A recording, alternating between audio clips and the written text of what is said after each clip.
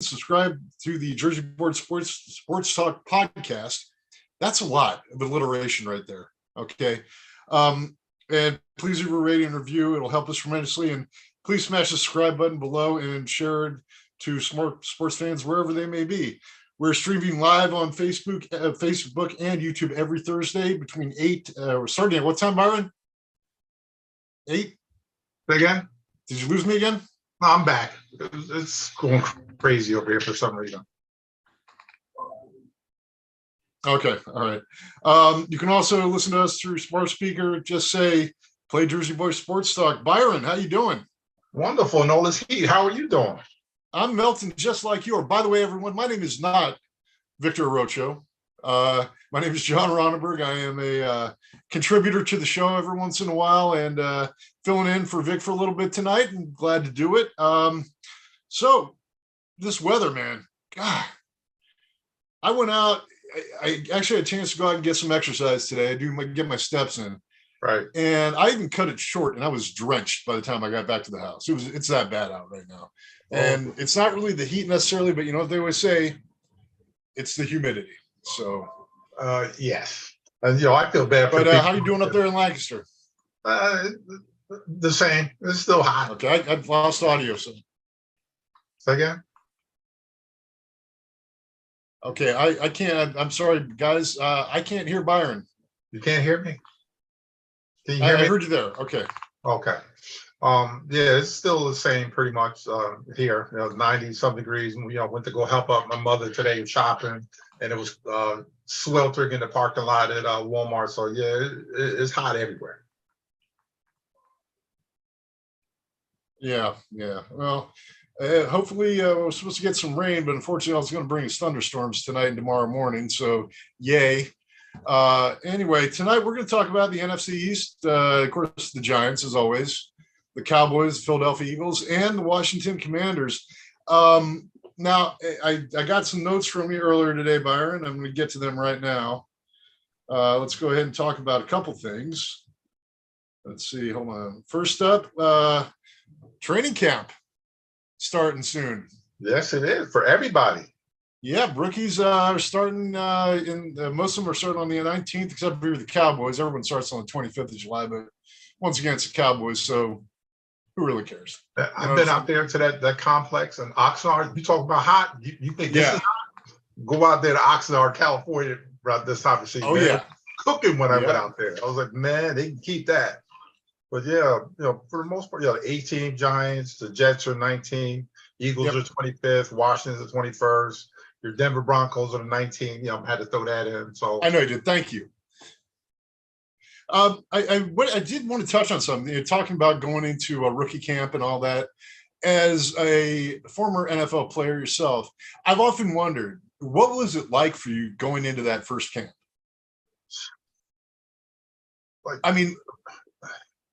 It was interesting because the first time. That was the first time we really ran, extended time with Bud Grant. And it was just weird, man, the first day.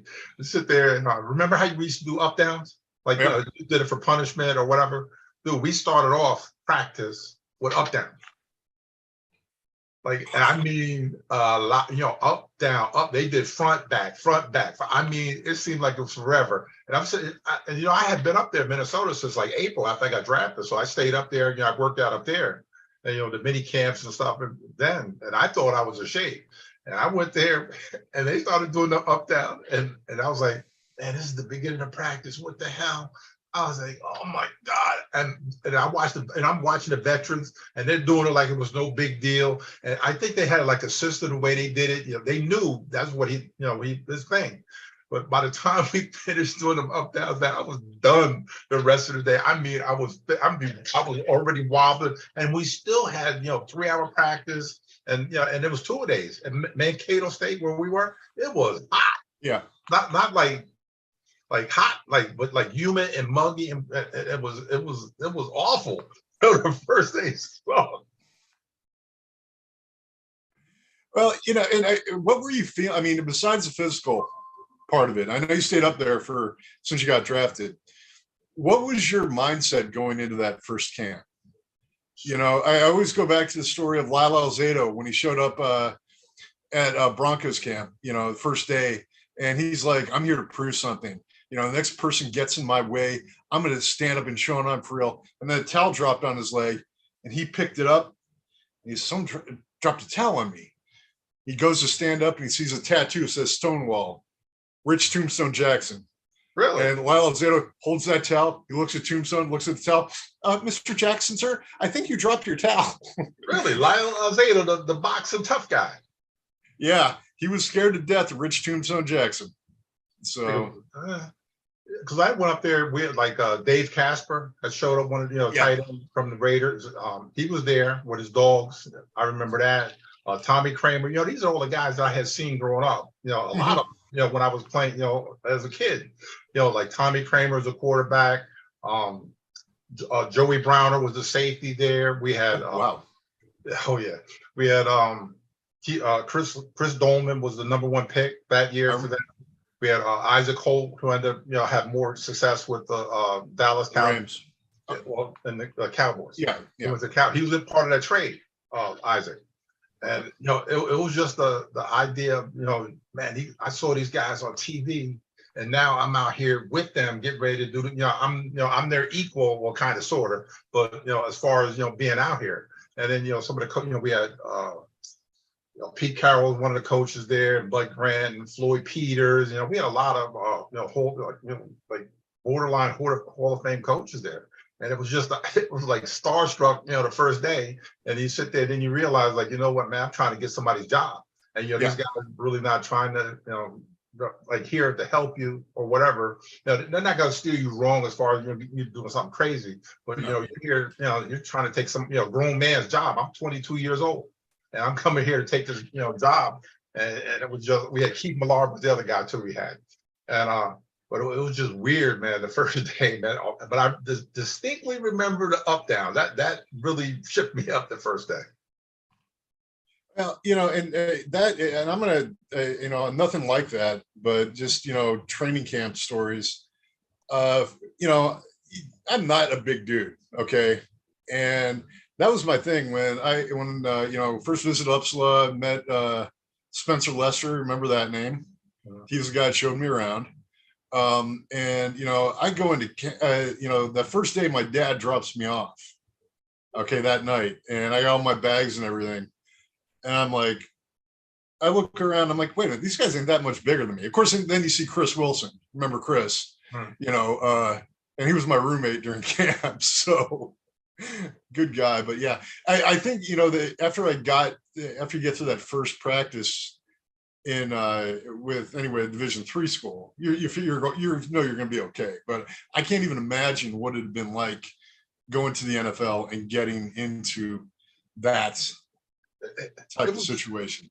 And the other thing I remember, it was the training, it was a college, dorms that we stayed in. Yeah. And no air conditioning.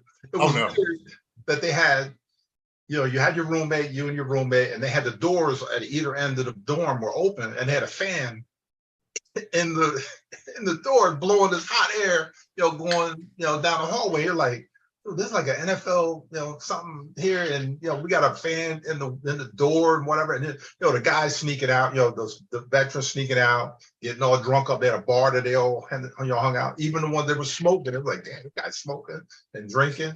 But the best was the food, because everything was catered. Oh yeah. So, the first dinner I went up there, it was like steak and lobster. Then another day it was like steak and crab legs. And I'm like, what the heck? Man, I had this at the University of Tulsa. Look at this stuff, man. They eat like kings there. But it was great. I'm glad I got a chance to experience. But it was just I just up down. Now it's got in my head right now. I'm sorry, I didn't mean to get that in your head. Oh my God, man, it was brutal. Well, one of the things you did text me earlier, and this is something we talked about last couple of weeks, was Saquon. Evidently, there's a stalemate right now, and they're trying to get a deal reached by the 17th. Yeah. So, I mean, what was it, 12.5 million? It's technically the 15th. The 15th, okay. Yeah, the 15th, yeah. So, and I know we've talked about in the past, I'm going to bring up, and I don't like using the word legacy, that. I think, when a person, performs, that is their legacy. Right. Michael Jordan, he doesn't need to be remembered, commercially. Everyone remembers him as Michael Jordan. Those who saw him play. Oh yeah. Elway, Manning, Sims, even what was the guy, Hofstadter. Awesome. Yeah. Those are guys that had that, we talk about legacy. They don't need to embellish it. That's who they are. They prove themselves. Yep. But now I'm going to use the word in a way that I don't like to use it. What do you think this is going to do to Saquon's legacy? It's going to make him look money hungry. That pretty much. That's my opinion. It's going to make him look like that it's all about me, and I'm trying to get as much money for me, and not thinking about the team. As far as hey, we're successful last year. Running the ball and doing what we did, and now all of a sudden the guy's looking to get paid. But there's nothing wrong with that. But we talked about this 1,000 times. If his agent should have thought about the whole running back market and the way it's changed, that they're not paying these guys the money that they're paying him anymore. And I got into it with a guy today, with the whole, they should just go ahead and give him the money. And I'm trying to explain to this guy, it doesn't work like that, and it really doesn't. Yeah, we did talk about it last week about the running back by committee and everything, and how that works for some teams. As a Giants fan and as a former NFL player, knowing the scheme that the Giants run, that Dable likes to run, do you think that's something that if this falls through, and it looks like it is going to, I'm not trying to be a naysayer, that, but it looks like this is going to fall through. What is plan B? Do you go after Zeke Elliott? No, because you got to pay him too. Yeah. Or do you go after the kid from Minnesota? No, you're going to have to. Me personally, okay, you save the money, for him whenever he decides to come in, but you're going to have to run with what you got. Matt Breida's not a bad back at all. They got, kid they drafted from Oklahoma, Eric Gray's not a bad running back at all. They're just going to have to go with what they got, because why would you go ahead and spend $6 million to bring in, Elliott or Dalvin Cook or one of these guys, because you're gonna have to pay them. Yeah, it's not like they're gonna come in and say, oh, well, we'll take $1 million and what? Because when I was looking up today, the average running back pay is $1.7 million for a whole league, the average, and that's not as high as I thought. And we talked also recently about you have the top guys at running back, and it's always been that way. They're the ones, the Walter Paytons, the Roger Craigs, Barry Sanders. I'm going to throw Terrell in there out of vanity. I was going to do that anyway. With Damian Tomlinson, okay? These are guys that, were so good, but they also were savvy enough to know what their shelf life was going to be. I think Terrell probably wanted to play a couple more years, but that knee just went by. Yeah. And you have guys that they get what they can because they know that the shelf life for, we'll just say tailback. All right. We'll say running back because there are still some fullbacks out there. But as a tailback, we're looking at, 3 to 5 years tops. Anyone that makes it past that threshold, okay, and stays healthy, I think they have something special to offer. And I think that those are the guys that need to get that extra cabbage, so to speak. Look at the guys you mentioned. They were never hurt. No, they weren't. Peyton played 12 years, never hurt. Barry Sanders, 10 years, never hurt. Adrian Peterson played 1,000 years, never hurt. Frank Gore tore up his knee, in college a couple of times, never hurt. Got to the pros and then run for 16,000 yards or whatever he's run for.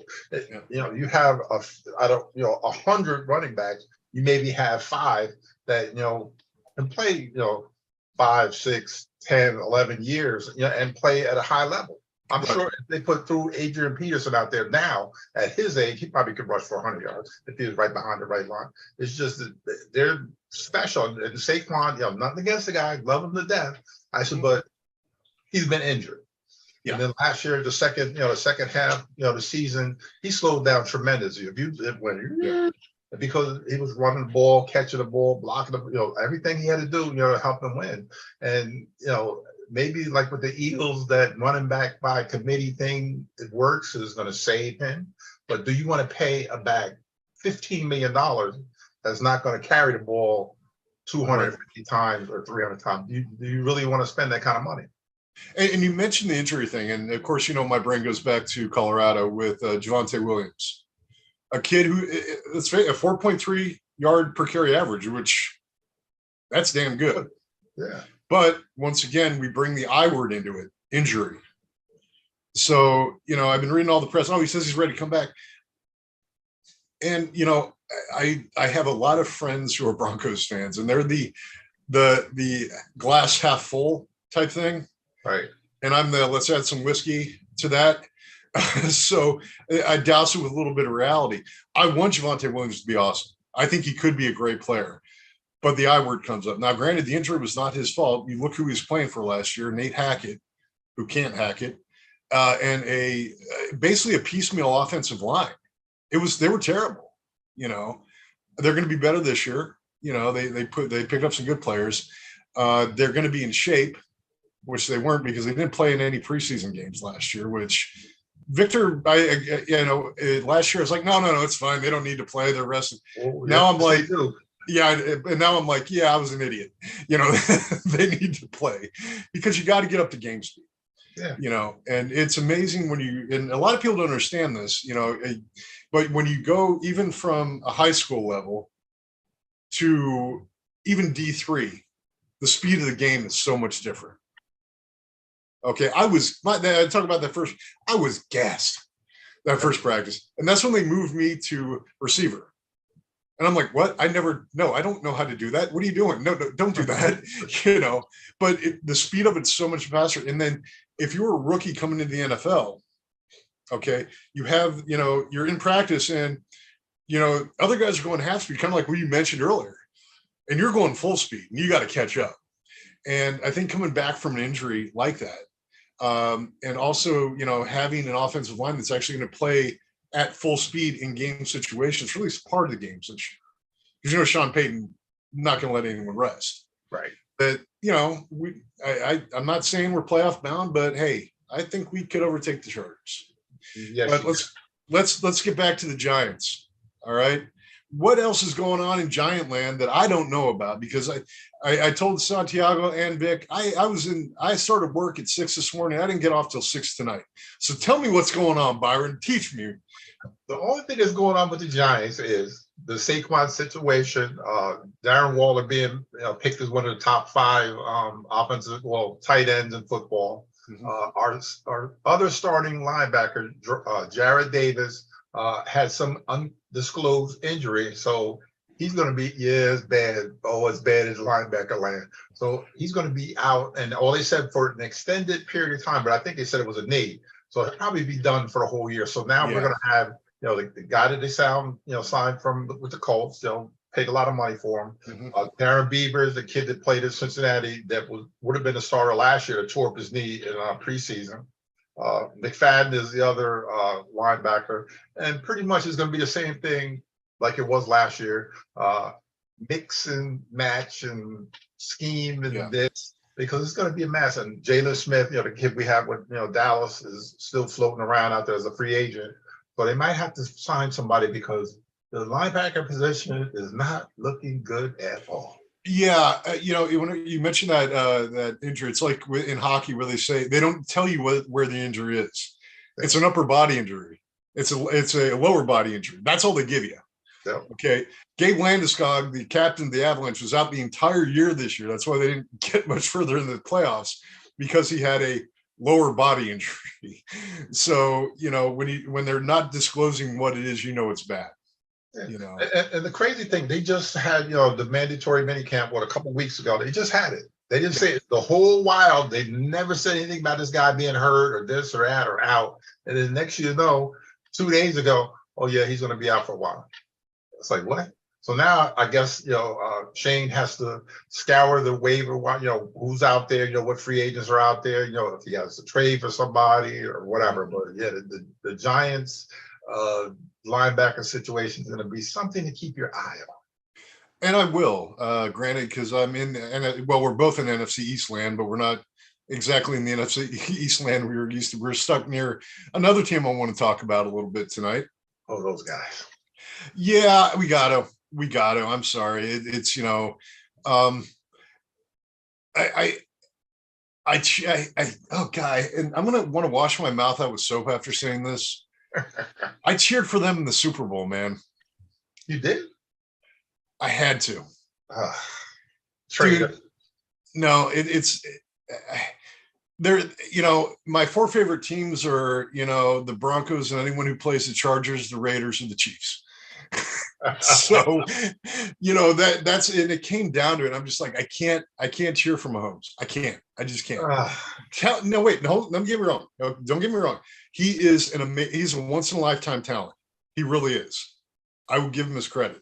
He took a team that if he had not played that first year, or actually going to the second year as a starter, Andy Reid would be out of a job. Okay. Probably. Yeah, because Andy Reid, Kool-Aid Man, whatever you want to call him, because great assistant coach, and he did good things for the Eagles when he was there. Okay, but it was time to go. So let's talk about with just going off of the situation of linebackers with the Giants. And the uncertainty in what's that nation's capital? What team was that again? What are they called? Perth Amboy. No. I think that was the capital during the Revolutionary for about 2 seconds. Trenton, New Jersey. No. Down by Maryland and Virginia. Oh, that place, DC. Oh yeah, what's the name of their team again? I can't. Washington Fakers. All right. Commander, there you go. There you go. Thank you, Byron. Thank you so much.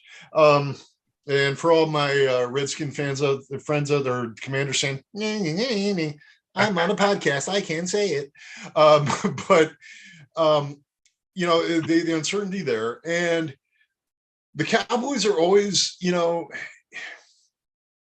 problem with the Cowboys is the hype, I think, because everyone expects them to be world beaters every year, every second of the day. They're not. They haven't been. If you want to watch the Super Bowl highlights for the Cowboys, you got to get a VHS or even a Betamax out and watch it. So let's be realistic. There's two teams in the division, okay? The Giants, but then again, Big Green down in Philly. What do the Giants need to do to match up and take the division from the Eagles? Guess where it always starts? And I love it. The offensive and defensive lines. Yeah. If the Giants can't match up with the number one offensive line in all the football, the same thing's going to happen in the playoffs, the 38-7 beatdown that they got. They have to be able to stop the run. They have to be able to stop those receivers, A.J. Brown and Devontae Smith, who should have been a Giant, but, that's another day. Let that go, Byron. Let it go. I can't let it go. All right. I can't let that go. But, they offensively, they're hard to be. The only thing that people should realize, the way they changed with the read option, RPO. Yeah. Now you can't, he has to be on the side of you or behind you. You can't do it in front of him anymore. Right. Yeah. That's the new rule this year. So maybe, because they changed the rule, a little bit, that it's going to affect Jalen Hurts, because that's what he's running, from Oklahoma, Alabama, with the Eagles. That's something, and just tweaking it, it's a big difference where the guys get the ball here or behind them, and where here, the mesh point is in front, and you don't know if he's going to get the ball. So it's going to be a big difference and something for him to get used to too. And you know what? I love the option play just as a college football fan. Read option in the pros is a little bit different, but now you have that rule behind. I do like that rule where it has to be behind. I never liked it where they could be like on a vertical or maybe even a little head. I never liked it. So we'll see what happens. That could slow them down. But Jalen Hurts, once again, I'm not putting him in that once in a generation quarterback pool yet, but we'll see what happens. The kid's good. He's really good. He's a kid that worked, I've said this about him. I like him as a player, because he's always worked hard. You never Right. hear anything about him. Nothing bad from when he lost his job at Alabama. He didn't trash anybody down there. He went to Oklahoma, almost won the Heisman Trophy. There. Every year he's gotten better. With the Eagles, but it also helps. Get him say it again that he has the top offensive line in all of football. That helps a lot. Well, and then let's take a trip about 40 miles down the road from where I am. Let's talk about Lamar Jackson. I think. Well, hold on. No, hold on. I've never been a Ravens fan. I was there the day that Peyton hung 50 on him. Okay. Really? Oh yeah, I was in full Bronco regalia too. I might add. They let you make it through the stadium? Oh, they all left like in the third quarter. The stands were empty in the third quarter. That's how bad the beatdown was. All right. I almost got kicked out because some lady said I was drunk and I hadn't had a darn thing to drink that day. But I digress. But I look at Lamar Jackson and I see some similarities with him and Hurts. The one thing I loved about Lamar Jackson, everyone called him a running back. He's like, oh, okay. Want to see him throw the ball? I'll throw the ball. But I think the thing is with Jalen Hurts, the comparison really doesn't, it falls short there because you have in Jalen Hurts a guy that can do both and was never asked to do one or the other. And I think he is, I'm not putting him in the Mahomes category yet. Give it a couple years, I may change my mind. Yep. And he may get traded to the Giants or, sign a free agent.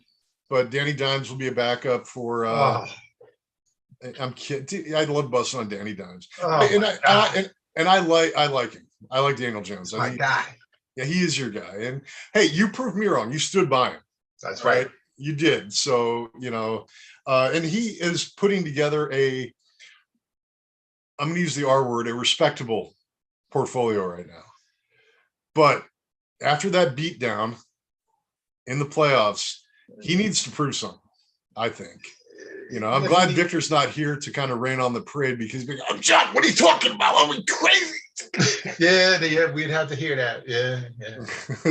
That's pretty good Victor, though, right? Did I do that? Very good. It sounds like you've heard that 1,000 times. Because we have. But, all right.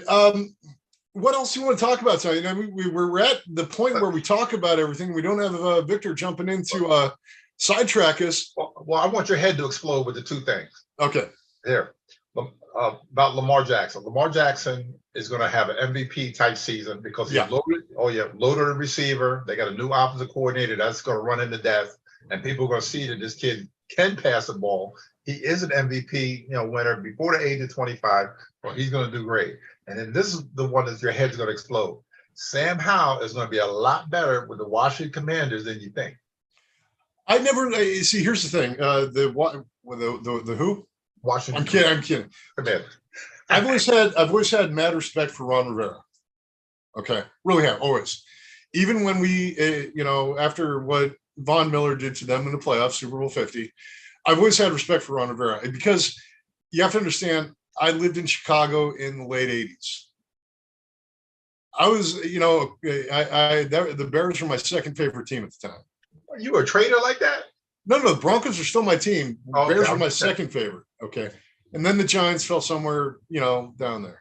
But actually it's the 90s. So I got to actually see Walter play at Soldier Field. Okay.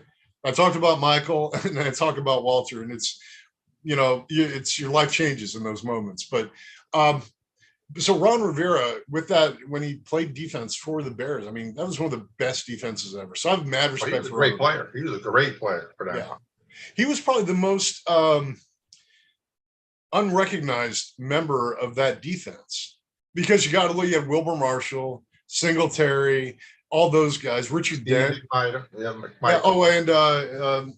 Fridge. The Fridge was in there. Sean McMichael, Mongo. Dan Hampton. Oh, Danny Hampton. Guy with no fluid in his knees whatsoever, and he went out every single game. Really? We're talking bone on bone. Yeah, his knees were in rough shape. Woo. And I know what that's like now. Okay, but I'm 55, and he was doing it in his 20s and 30s. So that hurts thinking about it. It does. Thank God for Ben Gay and BioFreeze. That's all I'm saying right now. And the full sleeve knee compressors. So, but so Ron Rivera, I'll bust on the Redskin fans all I want to, but Ron Rivera has my respect. It's actually Redskin. I mean, it's not Commanders fans. I'm still getting used to it. They're gonna be. I'm telling you, man. They're gonna be. They got good receivers, good running game. The defense is really good. With the guys that they have up front, the four up front, and Chase Young is a proven season because they declined his fifth-year option. So they're gonna be a little bit better than people think they are. And too, with that, they had flashes last year. In fact, they've had flashes ever since Kirk Cousins has left. That there's something was going to happen. All right. It's just I'm a little disappointed it's taken this long for them to get to that point. But I think you're going to see. I agree with you. I think the Redskins did it again. And I still view it as a racist term. I'm sorry, I do, but I still think the Commanders are one of those teams that are going to be. They're a surprise team this year. They won't be a surprise to us because we've talked about it. But I think even to their fans, they're going to be, huh? Rocky, what's going on? You know why they're going to be much better? Because the teams get ready to get sold as soon as they get the spot. That's going to help a lot. Daniel Snyder. Yeah, the same thing happened, with, and I always go back to this, after the Bolin family finally decided to sell the team to someone that knows what they're doing. Pat Bolin was one of the greatest, owners in NFL history. But his family are idiots. Wow. You swung for the fences with that one. No. I look at it like this. Okay. Pat had Alzheimer's during Super Bowl 50. Okay. He died not too long afterwards. Now, it's disgusting that Jerry Jones got into the Hall of Fame before he did, considering the amount of wins the Broncos had under his ownership. Okay. But it is what it is. He got in the next year, which is fine. But he was already gone by that time. So speaking of Hall of Fame stuff, I had it right here in my hand. I'm gonna throw some names out here. Okay, let's do it. Yeah. Ken Anderson. In or out? He should be in. He's not in. He should be. He's one of the 60 for the senior committee that's coming up in 2024. Oh, you're gonna bring up one name. I know that you're gonna get my opinion on. I'm gonna get to it. Otis Anderson. Absolutely. Carl Banks. Really? Yeah.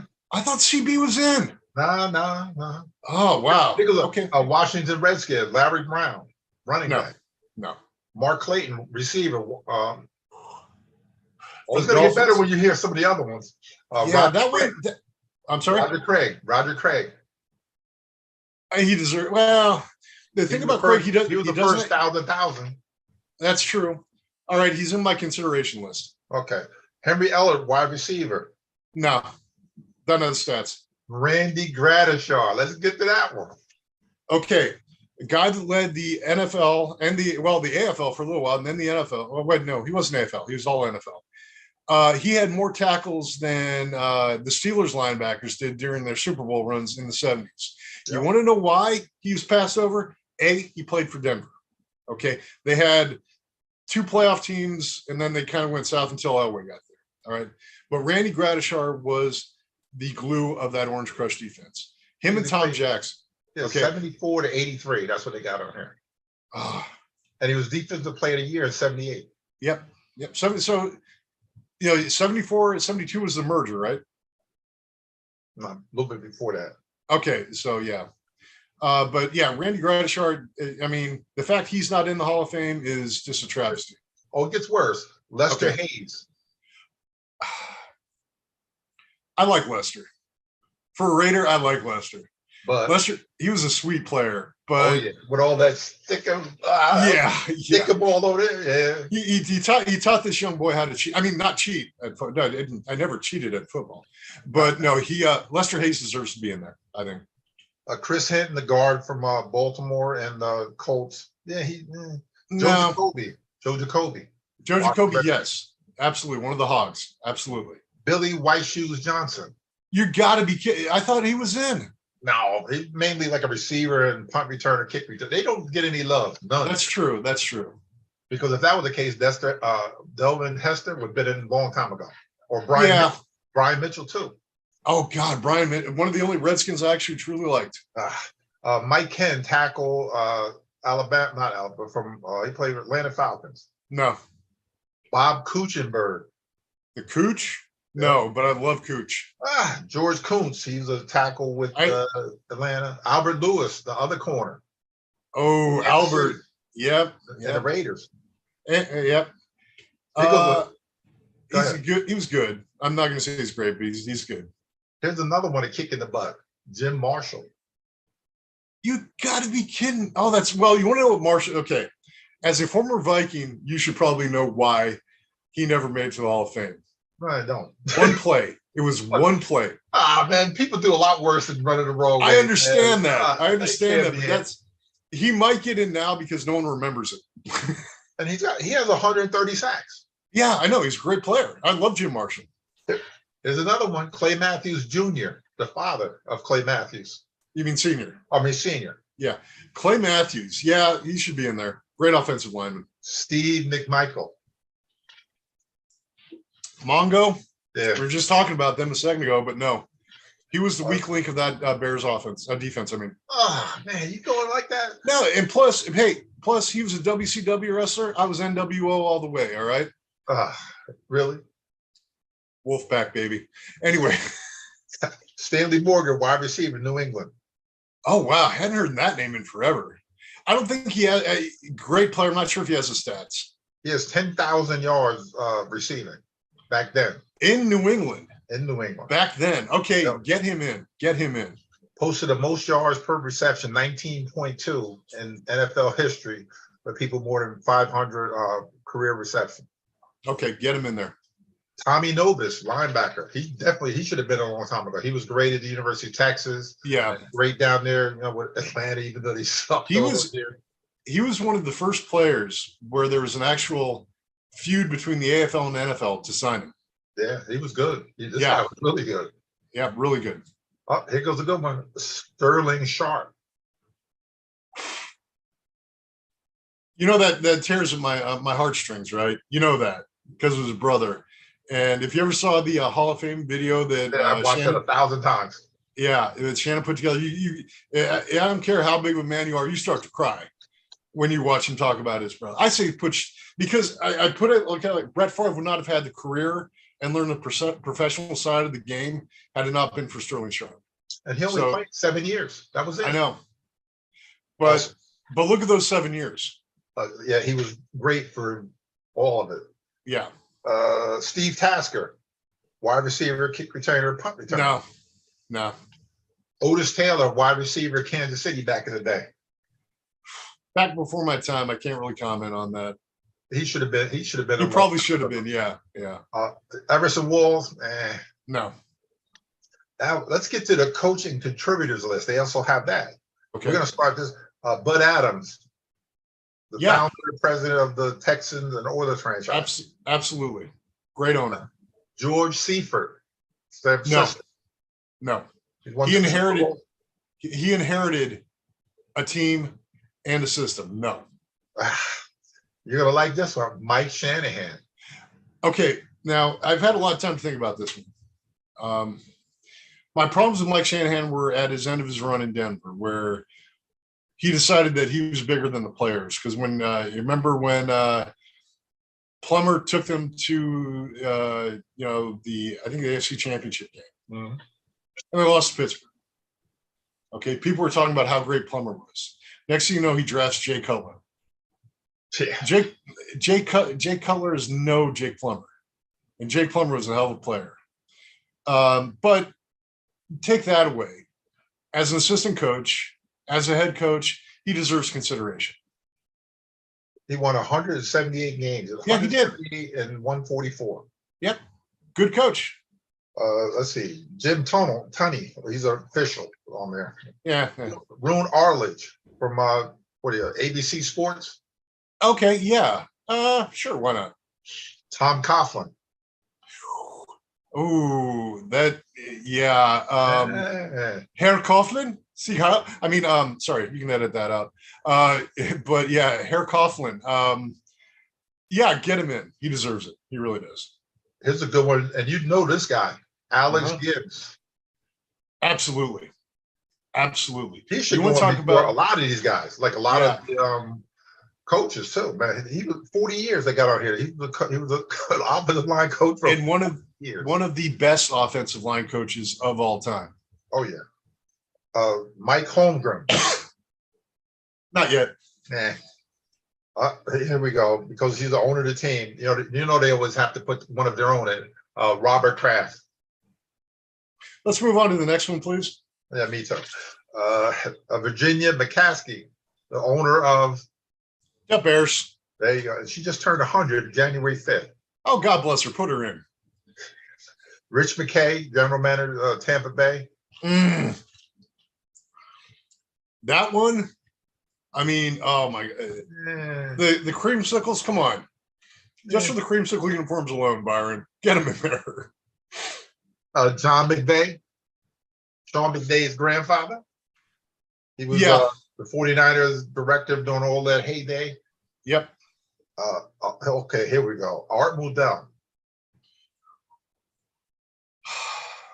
Yeah, just because of what he did with the Browns, even when Elway was treating Marty Schottenheimer like his sidekick, but he still brought something. He brought the football back to Baltimore, a team that was robbed their team, and I don't like their fans, but they are good fans. I think Art Modell, he gets a pass from me. Dan Reeves. Why do you got to do this to me, man? I'm sorry, man. I'm just reading what's on here, man. I'm not. Don't kill the messenger. Yeah, I know. Dan Reeves. Oh my goodness. Absolutely should be in. He took teams with one player to 3 Super Bowls. Yeah, you know what I mean. Elway was the team. Yeah. Let's see. Art Rooney Jr. He's not in. Might as well be with his father. Yeah, but that's nepotism in the Hall of Fame. Oh man, Marty Schottenheimer. Nope. Damn, that was quick. And Marty gets some love from me. And John Wooten, he was the director of pro scouting for the Dallas Cowboys for 1,000 years. I met him, back in the day. Nice man. I think he should be in. Okay, I'll go with you on that one. That's that. All right. Well, when we talk about Hall of Fame, and this is where it's one of those things where we talked about legacy earlier in the show. Anybody gets in the Hall of Fame, their legacy is here. And there are a couple names in there that should be in there. You mentioned Joe Jacoby, probably the most underrated member of the Hogs, but God, he was just a vicious offensive line. He was huge. Yeah. He was a big dude. You mentioned Kenny. I still can't believe Kenny Anderson is not in there. He's like the how you want to not the grand. I would call him like the godfather of the West Coast offense because that's what it started with him. Yeah, it was. For him not to be in. That's a shame. Stabler, they wait till the guy died, for him to get in finally. They did put Stabler in though, right? Yeah, he got it. Okay, yeah. I always thought that was a shame because the Snake was. Let me tell you a story about one day I showed up at my uncle's house wearing a Raiders t-shirt. He wouldn't let me in the house. So, because I love, first of all, I love Ken Stabler. The Snake was like one of those guys, a lefty, and, in an offense designed for a right-handed player, because they still flowed for a right-handed quarterback, and he just did the other thing, and it was just amazing to watch. Oh, yeah. I watched the 1977 AFC championship game the other night. It just because, I'm like, I want to see Craig Morton again. But then I'm watching Ken Stabler play. And I'm like, this game should have been over at halftime. And Stabler kept them in the game. And it was tight all the way to the end. Playing against that Orange Crush defense that, let's face it, no one in the AFC could fight. Now, Dallas beat us. But, that's another story for another time. We'll leave that one alone. Yes, it is. All right. I'm trying to think of what else we got tonight, Byron. We still got a few minutes left to make up an hour. Vic said he was going to stop by. Yeah, I'm sure. Yeah. Okay. So what do you got going on? Anything big? Nah, well, it's been kind of a bad week. because two friends, all the time, two friends, that I've known since 10, 11, 12, passed away like back to back. Lance Nelson, guy I played basketball with, in high school. Great guy. He was a reverend. He was a great guy. I saw him, last year sometime. And then Jesus Chucky Jimenez, another one. Oh, any guy with the name Chucky? Come on. Yeah, he another good guy, man. He was a postman in Perth Amboy too, and he passed away, a couple of days too. And they got services for him, this weekend up here. You heading up? Yeah, condolences, to both families, the Nelson family and the Jimenez. Yeah, I'll be up there in Perth Amboy on Sunday. So that's what. Right. Well, you have my condolences for your friends. Any loss is tough, but we're both at that age now where it's becoming more commonplace for people to go. We lost Coach Caprero last year. Yeah. And that affected me. But before that, we lost another guy named Chris Hamler. You probably never met, never heard of. He was another one of me and Vic's attorney brothers. Good dude, good health, and he just went. That's why my wife forced me to go to the cardiologist. That's why I'm down to 215 from 260. So wow, good for you, man. Good job. Well, I went to my cardiologist and I told him what my exercise regimen, and he goes, "Yeah, I'm doing about 3 to 4 miles a day." He goes, "That's great." I said, "Yeah, tell that to my orthopedic guy, because he's really kind of ticked off at you right now." But this is a weird request out of nowhere. My boss has started watching the podcast. She's in Texas. We didn't badmouth the Cowboys too bad tonight, so hopefully she's still around. But she wanted us to talk about, I don't know if you ever heard of them, the Savannah Banana Slugs, or the Savannah Bananas.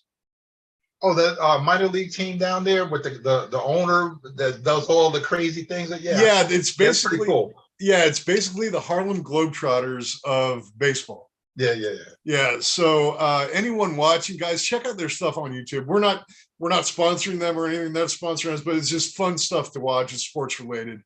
Real quick about baseball. I don't follow it that close. Okay. I was a season ticket holder down in Baltimore for a while back in the 90s, but then, we moved to Florida and all that, and I kind of lost interest. I looked up today, the O's are in second place in the AL East. What the heck's going on in the world?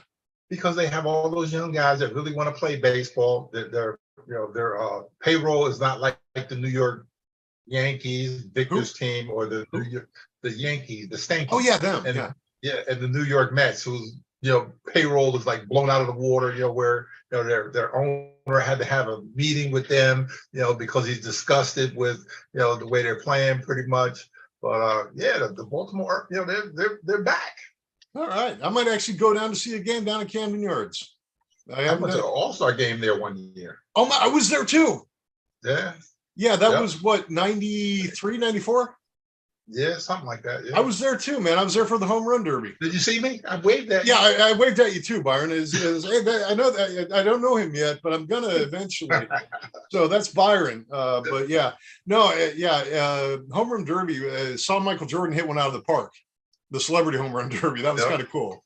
Of course, the pitch was what, 35 miles an hour. Pretty much. Even I could hit that. Yeah. So I don't know if I could hit it that deep though. That's true. My swing isn't that big. So, all right. Well, so Carrie, we talked about the Savannah Bananas. You can get off my back. I'm just kidding. My boss is great. She really is. So I wanted to give her one shout out. Uncle Eric, keep healing. We're all thinking of you. Vic, we're still thinking about you and your family as always. This tough time. It looks like the tribute to Vic's dad was fantastic the other day. And I hope they got some solace from it. Anytime you lose a family member, especially one you're that close to, it has an impact. So Vic, we're thinking of you. Byron, do you want to do the outro with who we're supporting, who we want to donate to? Again, we have changed again. We are supporting the Wounded Warrior Foundation. That is what, give and give. Dig deep down those pockets and give. It's a great organization. It's been around a long time. my sister, who was in, the military as well, was a supporter, U.S., former U.S. Marine. No, not former, U.S., just U.S. Marine. They're always Marines. They're never former, never whatever. They're never. Oh, that's a bad word. I don't know what I was thinking of. But I'm not going to tell her you said that, but I'm going to tell her you said that. I'm sure she's looking. She probably. All right. All right. Yeah. Anything you can give. Yeah. Anything you give to Wounded Warrior. They do fantastic work. My wife only has 2 bumper stickers on her car. One is for adopting pets, which I'm big into. Got mine right there. Yep, right there. So, and the other one is Wounded Warrior because it's something that is near to dear in both of us. Veterans who have sacrificed themselves for our freedoms, and we want to make sure that they have the resources they need to continue being productive, and we really respect them and all. I guess we're going to cut it short here, Byron. That's all right. We had some technical difficulties earlier tonight, guys. Sorry about that. It's all Byron's fault. But it actually could be mine because I was the one in charge of hosting tonight. So anyway, Byron, I'm going to do the Santiago thing. People want to get a hold of you, know what you're doing. Where do they go? Go on Facebook. I'm always doing something, the memes or whatever, the stupid things I put on there. Yeah. Or just my phone number's on. Just pick up the phone and just call me the phone. I don't care. Yeah. And Byron has a weird obsession with Mr. Bean. So I'm just letting people know that. Mr. Bean and Mike Tyson. Mike Tyson, yes. So guys, I don't have really, Byron knows my social media. It's barely anything. All I do is repost some of his stuff and stuff about lost animals. But anyway, guys, thank you very much. Once again, Jersey Boys Sports Talk is brought to you by our good friends at Sportscast. We're here every Thursday night at what time, Byron? 8:00. 8:00. Yeah. We're close. This is the Perth Amboy education. Okay, we'll go with that. All right. And once again, we're on all your streaming services, Spotify. Just hit, or as Vic says, smash the subscribe button. Make sure you join us. And on Apple, it's do a search for Jersey Boys Sports Talks podcast. Yeah, it's long. It's Apple, but what do you expect? That's why I'm a Droid guy. But all right, guys. Well, thank you very much, Byron. Always good to see you. Always good to talk to you again. For helping out. Oh yeah. Hey, for running this ship. Yeah, I hope I didn't run it into an iceberg. No, Titanic or sub references. We're gonna leave that alone. Anyway, all right. Well, thank you all very much for joining us, and everyone have a safe weekend. And if you're in the Northeast or Southwest or Southeast, try to stay cool. It's not going to get any better over the next week until probably Wednesday. So, Byron, once again, thank you. Take care, everybody. All right, you too. Bye.